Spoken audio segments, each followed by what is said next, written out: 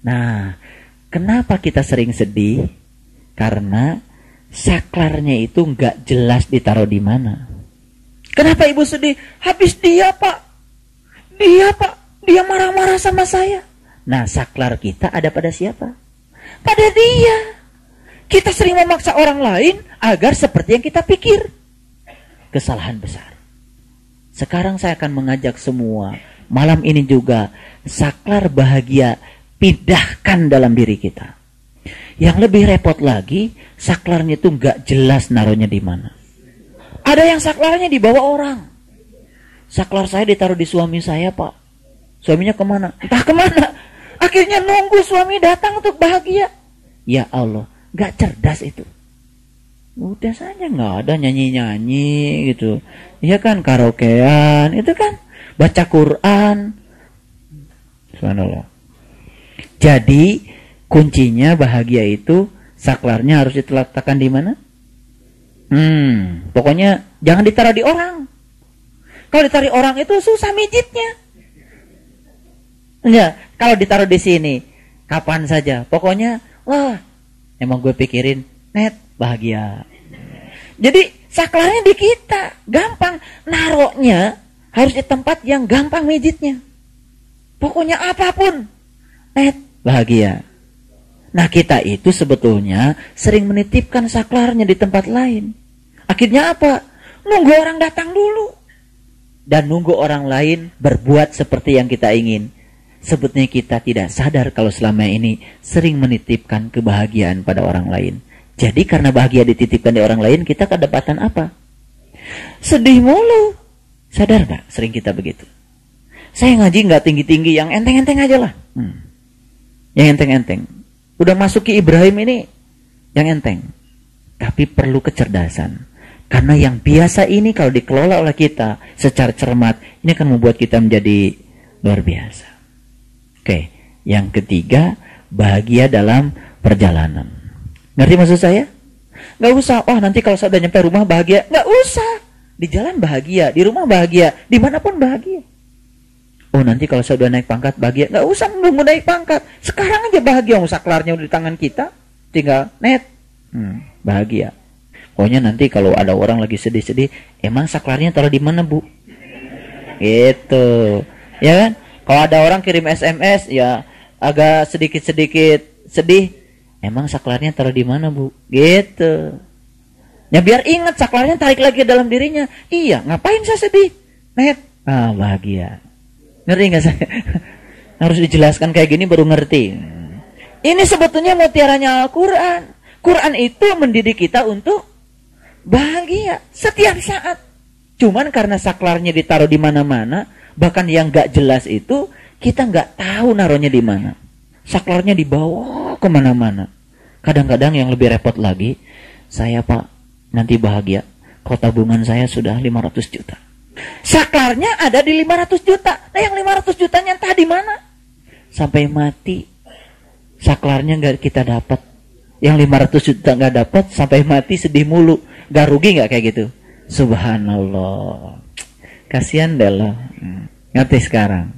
Oke. Yang keempat, ketika kita bisa memunculkan 3 pertanyaan penting yang tadi, akan muncul yang keempat. Kita akan sangat peduli untuk membagi kebahagiaan pada orang-orang yang memerlukan kita.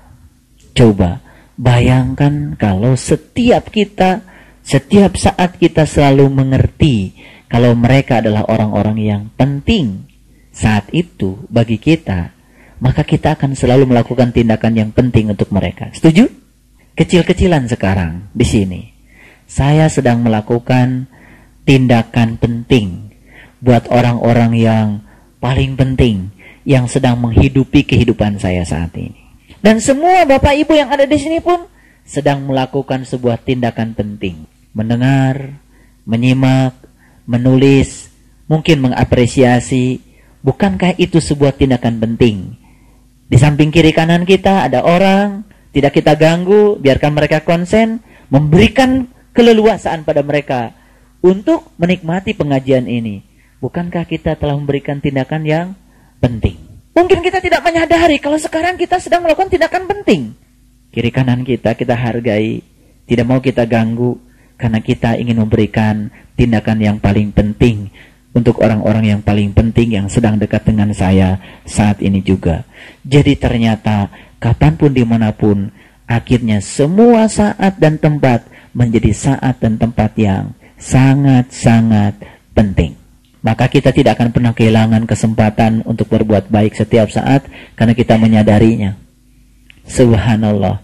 Saya ingin tanya, 3 pertanyaan yang tadi terasa sekarang? Terasa? Oke. Saya ingin agar apa yang saya munculkan itu bukan sebagai sebuah koleksi pengetahuan, tapi rasakan saat ini juga. Walaupun kita belum memasuki tindakan nyata, tapi kita sudah merasakan. Setidak-tidaknya kita berucap, Subhanallah, betapa selama ini kita sering menyia-nyiakan waktu kita. Padahal semua waktu adalah waktu yang paling penting. Makanya saya mengajak, hiduplah di saat ini. Keluar dari sini saat ini, keluar saat ini, keluar terus saat ini. Dan ketika kita bisa memunculkan itu, Subhanallah, kita telah membuka keran kebahagiaan pada diri kita. Dan kita baru sadar bahwa sesungguhnya yang menutup keran kebahagiaan selama ini kita sendiri. Lalu kita sering mencari alasan karena orang lain tidak berbuat seperti yang kita ingin. Itu artinya kita masih menitipkan saklar kebahagiaan di tangan orang lain. Sekarang bismillahirrahmanirrahim, tangkap saklar itu sudah ada di dalam diri saya. Kamu mau melakukan apa pada saya, tak akan mengganggu saya. Karena saklar itu sudah ada pada diri saya. Tidak aku letakkan pada dirimu. Dan setiap saat saya akan tetap bahagia. Cerdas? Dahsyat? Sangat dahsyat. Rasakan setelah keluar dari sini, perlahan yang saya kasih tahu, diamalkan, kita akan merasakan hidup kita akan lebih berkualitas. Dalam segala hal. Inilah sebetulnya buahnya ngaji. Buahnya ngaji itu adalah akhlak. Akhlak itu harus diawali dengan pola pikir. Kalau kita mikirnya sudah benar, maka tindakan kita juga akan benar. Inilah bekal yang harus dimunculkan ya kepada kita setiap saat. Pokoknya kapanpun dimanapun, pertanyaannya hanya 3. Paham maksud saya? Oke. Sekarang mari kita lihat Quran surat Ibrahim ayat yang ke-10. Itu pemanasannya sudah 1 jam. Berkata Rasul-Rasul mereka, qalat rusuluhum, apakah ada keraguan-raguan terhadap Allah, pencipta langit dan bumi? Dia menyeru kamu untuk memberi ampunan kepadamu dari dosa-dosamu dan menangguhkan ya siksamu sampai masa yang ditentukan. Jadi seorang utusan Allah itu peran utamanya tiada lain adalah membebaskan segala keraguan-raguan yang sering menyelimuti kita. Sebetulnya wujud keraguan-raguan itu diantaranya adalah yang 4 tadi. Itu sebagai perwujudan keraguan-raguan juga. Kita sering merasa tidak berkecukupan. Sebetulnya itu adalah keraguan terhadap apa yang Allah takdirkan untuk kita. Kita tidak percaya kalau apa yang sedang kita alami saat ini, itulah kadar kita. Itulah pilihan yang terbaik dari Allah untuk kita. Kita ragu kepada Allah. Seakan-akan apa yang terjadi sekarang itu bukan yang terbaik untuk kita dari Allah. Lalu kita berangan-angan untuk mencari yang di luar itu. Padahal yang nyata untuk kita, yang ada di hadapan mata kita. Sering begitu kita. Sering. Dan keraguan-raguan itu menyelimuti kita setiap saat. Akibatnya apa? Keraguan-raguan itulah juga yang menyebabkan kita menjadi tidak cerdas di dalam mengelola harapan. Lalu kita membiarkan diri kita diombang-ambing oleh keinginan kita. Tanpa kita tahu bagaimana membatasi keinginan agar keinginan tidak menjadi Tuhan kita. Lalu kita sering dipaksa oleh keinginan kita dengan kata harus. Pokoknya harus ini, pokoknya harus itu, pokoknya harus, pokoknya terus harus. Ketika kita dalam hidup masih didominasi oleh kata harus yang dimunculkan oleh diri kita sendiri, semakin sering mengatakan kata harus, sesungguhnya kita sedang membiarkan diri kita dipertuhan oleh yang namanya penderitaan. Saya kasih tahu, imunisasi yang paling dahsyat agar kita, jiwa kita itu tidak mudah terombang-ambing oleh cuaca buruk di luar diri kita adalah merasa berkecukupan. Terutama merasa cukup dengan Allah. Kapan seseorang merasa cukup dengan Allah? Ketika dia tidak ragu lagi kepada Allah. Dia yakin apapun yang terjadi, itulah bagianku dari Allah. Itulah kasih Allah yang luar biasa untukku. Jangan menganggap kesulitan itu sebagai penderitaan. Karena kesulitan adalah kasih Allah. Dan jangan menganggap kesenangan itu adalah merupakan suatu kebahagiaan. Karena bisa jadi kesenangan itu adalah Allah sedang menguji kita. Banyak orang yang sukses diuji dengan kesulitan, tapi banyak orang yang gagal diuji dengan kesenangan. Kenapa kita masih memilah dalam hidup ini? Kalau kita bandingkan diri kita dengan tetangga kita bandingkan ekonomi kita dengan ekonomi orang lain, tidak perlu. Jadilah diri kita sendiri. Karena itu yang terbaik bagi kita. Maka kuncinya adalah merasa berkecukupan dengan menghilangkan segala keraguan-raguan yang ada pada diri kita. Mulai sekarang, hilangkan semua keraguan pada Allah dan yakin apa yang terjadi pada diri kita saat ini adalah pilihannya yang terbaik untuk kita. Saat ini juga kita akan merasa berkecukupan. Tidak sukses dengan cara seperti itu, munculkan 3 pertanyaan penting tadi. Setiap saat, maka perasaan berkecukupan itu akan selalu menjadi milik kita. Baik, yang berikutnya, ya, apakah ada keraguan terhadap Allah? Ya, pencipta langit dan bumi. Dia menyuruh kamu untuk memberi ampunan kepadamu dari dosa-dosamu. Saya ingin kasih tahu, sebetulnya kita selama ini menganggap bahwa ampunan itu berwujud sebuah penghapusan catatan amal yang dilakukan oleh Allah di dalam buku amal kita tanpa kita tahu. Padahal sesungguhnya ampunan Allah itu nyata dan terasa oleh kita. Ketika kita bisa keluar ya dari situasi, bukan situasi yang sempit menjadi lapang, bukan. Kelapangan itu bukan di luar diri kita, tapi di dalam diri kita. Ketika kita bisa merasakan sebuah rasa yang lebih damai, lebih nyaman, bahkan mungkin kita belum bisa keluar secara physically dari satu situasi kepada situasi yang lain, sebetulnya ampunan Allah di situ sudah mulai hadir. Karena dia berwujud energi dan kita bisa merasakannya. Makanya bersyukurlah ketika kita merasakan, alhamdulillah, saya merasakan kok lebih enteng. Karena sekarang manusia itu sedang berhijrah kebanyakan dari satu kegelapan kepada kegelapan yang lain. Sangat sedikit manusia yang hijrah dari kegelapan kepada yang terang benderang.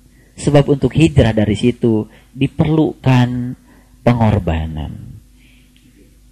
Makanya kita saksikan di mana-mana yang ada adalah kebencian, kemarahan, iri hati, bahkan banyak orang ya hanya untuk ya mengukuhkan ego keyakinannya. Lalu dia merasa berhak untuk menjustifikasi keyakinan orang lain. Dan dia seperti berhak untuk menyakiti siapapun karena dia merasa sebagai yang terbaik untuk dirinya dari Allah. Dan itu adalah suatu kesombongan.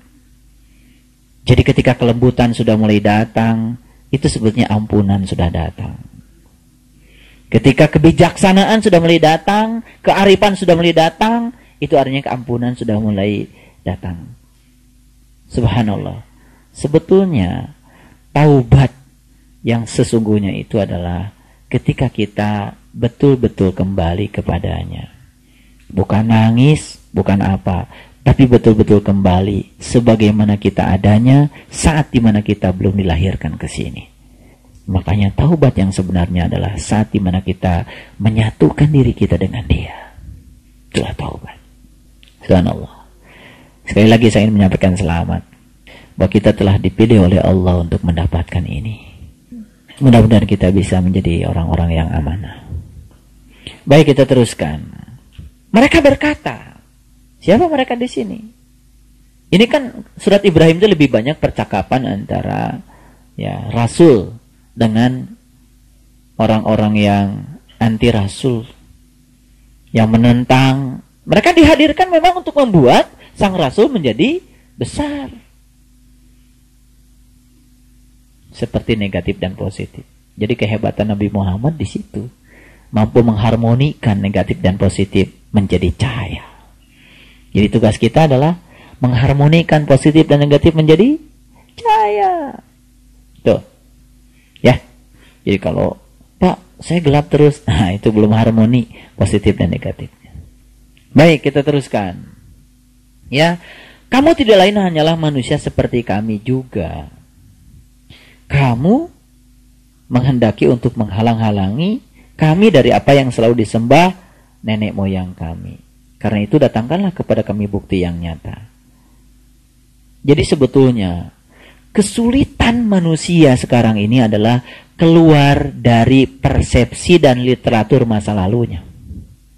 Kita belajar agama, mohon maaf, kebanyakan bukan dari kitab suci. Kita belajar agama kebanyakan dari literatur yang ada, yang sudah menjadi pola pikir masyarakat kebanyakan. Jadi ketika saya mengajarkan amal soleh itu apa, menurut Quran, sulit kita menerimanya. Karena kita sudah diajarin yang namanya amal soleh itu sebagaimana yang kita persepsikan selama ini. Jadi berikut di Quran ada kata-kata, "Waman kana yarju liqa'a rabbihim falyamal amalan solihan." Barang siapa yang ingin jumpa dengan Tuhannya, lakukan amal soleh. Sulit menerima itu. Sulit menerima itu. Padahal itu statement yang sangat jujur. Tapi karena kita dibelenggu oleh pengertian amal soleh sebagaimana yang berkembang di masyarakat pada umumnya. Itu turun-temurun dilahirkan oleh nenek moyang kita. Lalu ketika ada revolusi pemikiran, nah orang yang melakukan revolusi itu dianggap sedang melakukan upaya menghalang-halangi apa yang diajarkan oleh nenek moyang kita. Lalu apa yang terjadi? Dan kita lakukan, wah, ini penistaan. Ini adalah penodaan. Sangat relatif. Penistaan kata siapa? Penodaan kata siapa? Nah, Allah itu tidak pernah ya merasa dinistakan dan merasa dinodai. Allah itu maha segalanya. Semua orang beriman tidak akan mengubah kemuliaan Allah. Semua orang kafir juga tidak akan mengurangi kemuliaan Allah. Sebetulnya apa yang kita lakukan itu untuk diri kita sendiri. Itu sebabnya spiritual itu sangat individual. Makanya kita tidak berhak untuk memaksakan keyakinan kita pada orang lain. Dan kita juga tidak berhak orang lain agar mengakui keyakinan kita. Lana a'maluna walakum a'malukum. Sendiri-sendiri. Jadi sebetulnya kita ini sekarang sedang melihat ya produk dari proses pendidikan agama. Saya tidak mau menjustifikasi pendidikan agama selama ini prosesnya seperti apa. Lihat saja hasilnya. Hasilnya adalah kita menyaksikan begitu melihat manusia yang rentan terhadap situasi yang di luar dirinya. Manusia yang mudah marah, manusia yang mudah bertindak anarkis, itu produk. Dan kita harus jujur sebetulnya produk itu dihasilkan dalam suatu proses. Jadi kalau produknya seperti itu, pertanyaan besar. Proses yang selama ini dijalani seperti apa? Itulah barangkali tugas kita semuanya. Kita tidak cukup ya menafkahi diri kita dengan apa yang kita dapat. Itu juga mesti egois. Ada tugas baru bagi kita. Bagaimana kita menjadi hidup? Maka kita harus mampu memberi kepada orang lain agar kita bisa hidup. Makanya tugas dakwah tidak hanya ada di tangan saya. Semua kita harus mendakwahkan dengan kapasitas kita masing-masing. Ada yang mendakwahkan dengan sabar yang luar biasa, ada yang mendakwahkan dengan ikhlas yang luar biasa, ada yang mendakwahkan dengan harta yang punya. Silakan kita memilih cara dakwah kita masing-masing. Intinya adalah bagaimana kita menjadi bernilai bagi orang lain. Menjadi para utusan Tuhan, menjadi kepanjangan tangan Tuhan. Biarpun orang lain mengejek seperti itu, kamu kan hanya manusia biasa seperti saya. Lalu kita mau mencari manusia yang seperti apa dalam hidup ini? Yang sakti, yang bisa berjalan di atas air, yang bisa terbang seperti burung. Kalau yang terbang seperti burung, ya burung. Yang bisa berjalan di air, ya ikan. Manusia bukan ikan, bukan burung. Makanya saya pernah katakan di tempat ini, kalau ingin sempurna hidup, belajarlah untuk menjadi apa adanya. Burung menjadi sangat berguna kalau dia memerankan diri sebagai burung. Anjing menjadi sempurna perannya kalau dia memerankan diri sebagai anjing mulia. Itulah tasbihnya dia. Tasbihnya dia menggonggong tasbihnya. Kucing menjadi kucing ketika memerankan diri sebagai kucing. Yang celaka, manusia memerankan diri sebagai kucing, sebagai anjing. Akibatnya apa? Manusia tidak menjadi manusia. Ketika manusia tidak memerankan diri menjadi manusia, disitulah manusia akan turun kemuliaannya di hadapan Allah. Itu yang disebut dengan ulaika kal an'am. Nah, makanya tugas kita adalah menemukan peran kita. Ya, jadi jangan kecil hati dengan peran kita. Wah, saya Pak, perannya cuma tukang sapu. Itu peran yang luar biasa. Tiap hari bikin bersih halaman, bikin bersih taman, itu peran. Dan kalau kita menyadari peran itu juga menjadi berkah. Nah, kita itu sering menjadi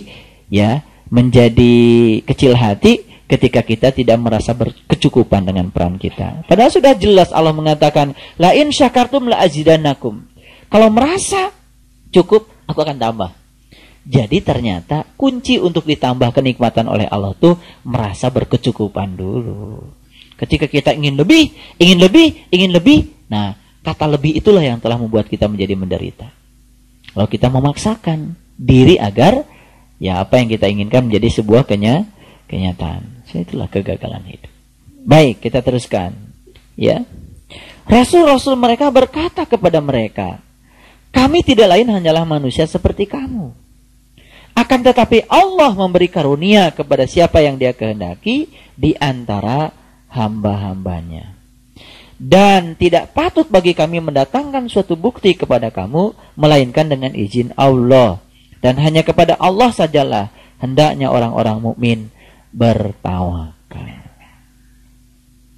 Tempo hari saya pernah mengajarkan 10 atau berapa? 10 tips untuk membuat kita menjadi lentur. Ya, untuk menjadi orang yang bertawakal. Bagaimana, sudah dicoba? Subhanallah ya. Iya, kalau kita mencoba itu, yang pertama saja sudah luar biasa. Ya.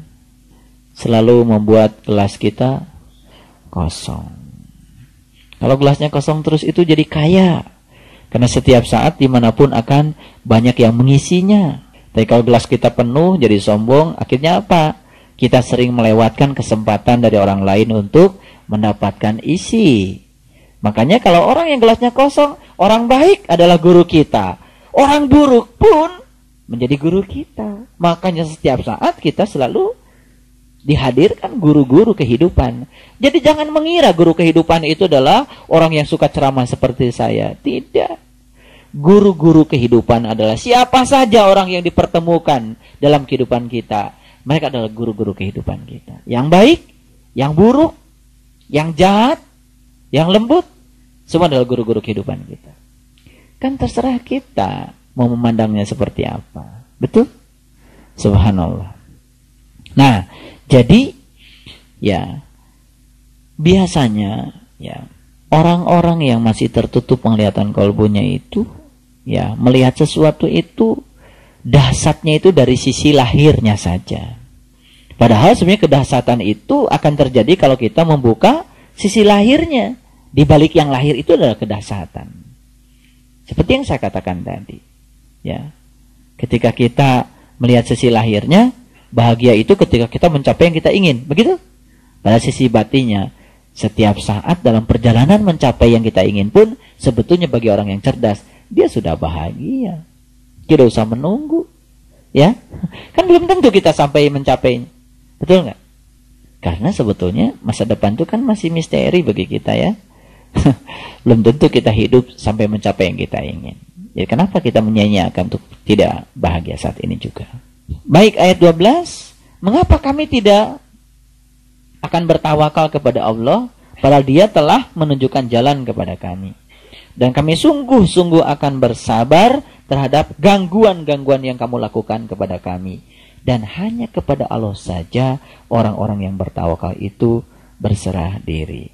Jadi dari ayat 10 sampai ayat 12 itu adalah bagaimana Allah mengajarkan kita bersikap di dalam hidup untuk bisa tetap damai di dalam menerima gangguan-gangguan dari siapapun.